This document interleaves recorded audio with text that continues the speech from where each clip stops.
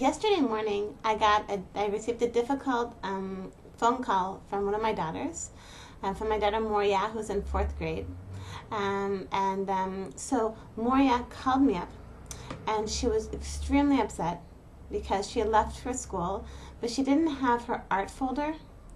And this was actually the third time in a row that Moria had forgotten her art folder for her art class, and she was very, very concerned that the teacher was going to be very, very upset with her. And so she asked if I could run to this neighbor who hadn't left yet for school, or go to the bus stop in hopes that maybe I would run into other girls who were coming later to school. And it was a bit difficult, but I had to say, Moria, that I wasn't going to be able to run around and to find a way to get her the folder. And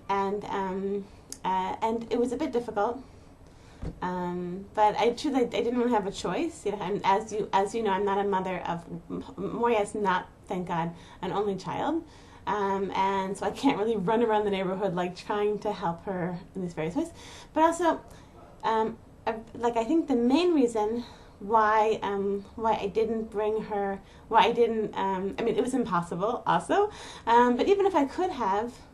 I think that there's a good reason why I didn't want to bring her the folder. Because years ago I read a really interesting article. It was like a chapter, in a book by a parenting expert named Rachel Arbus. And she was talking about natural consequences and the educational power of letting a child suffer through the natural consequences of their actions. So let's say, for example, that there's a child who the child never does their homework. Okay, so a mother, like a mother, like we have a tendency, like we don't want our children to suffer. We don't want our children to go through like hardship. So what do we do? Like let's say that we see that our child isn't doing his homework. So we can remind him to do the homework, remind him again, sit down, push him to do his homework. In some cases, maybe even a parent will do the homework for the child, just to prevent so that this child will not have to suffer the natural consequences of their actions.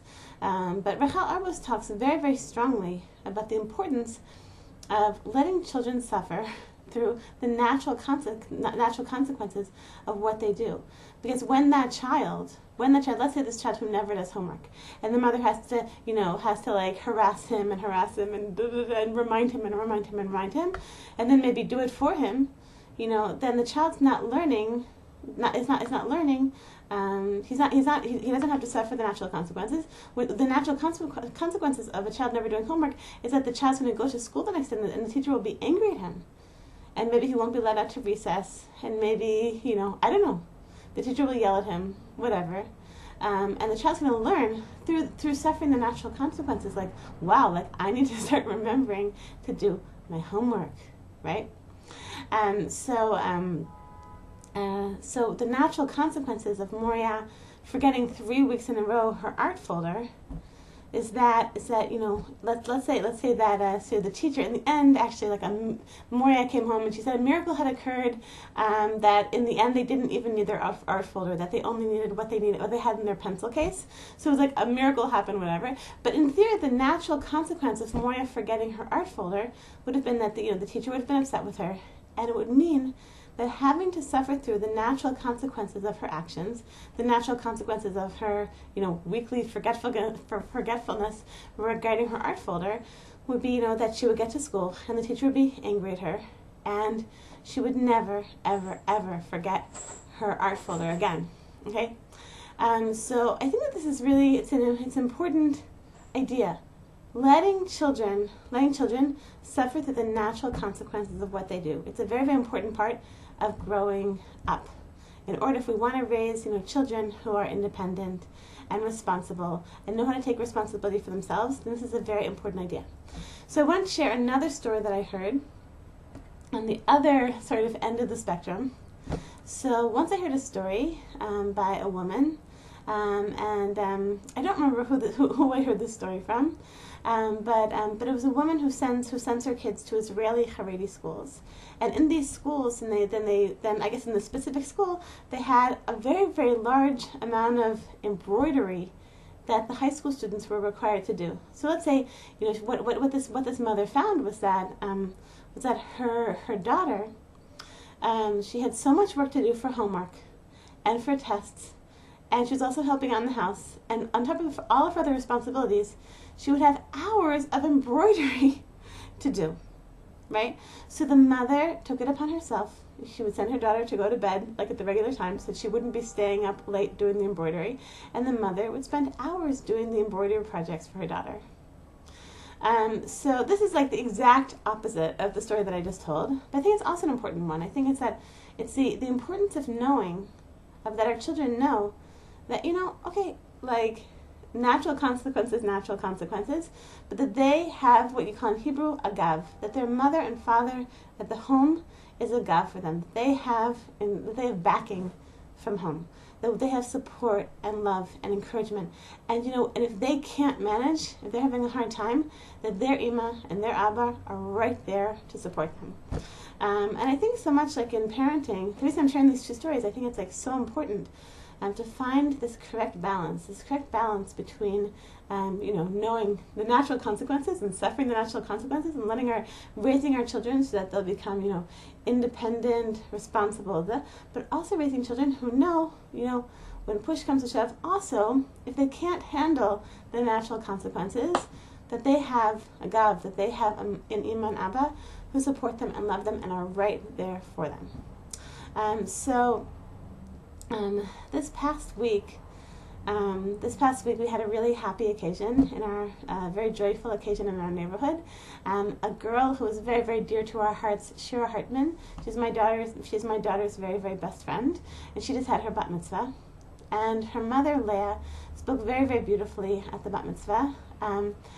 And she said something that really struck me. She said that like during all of the preparations for the bat mitzvah, she said it's very, very easy to get like bogged down in sort of like the material details, the physical details of the bat mitzvah.